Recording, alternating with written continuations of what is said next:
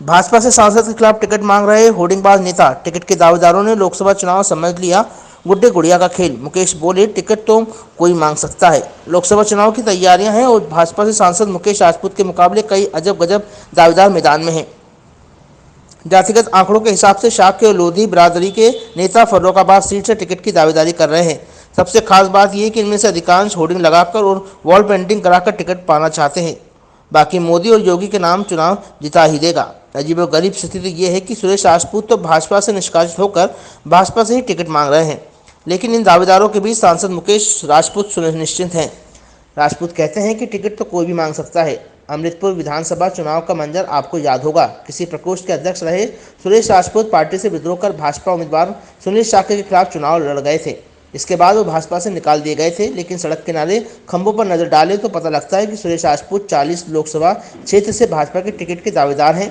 उनके होर्डिंग पर भाजपा जिला अध्यक्ष रुपेश गुप्ता समेत कई नेताओं के फोटो बने हैं।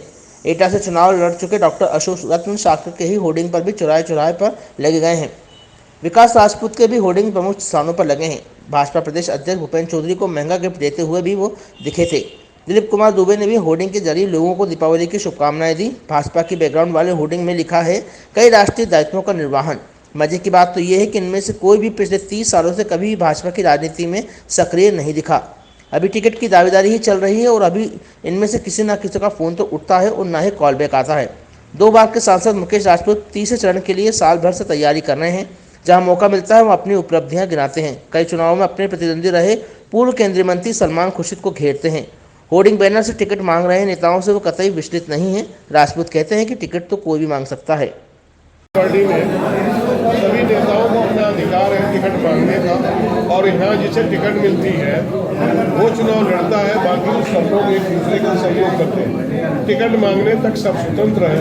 टिकट मांगने के बाद टिकट डिस्ट्रीब्यूशन के बाद फिर सब एक प्लेटफार्म पर आते हैं। 1 दिन 2 दिन मातम जरूर बनाते हैं।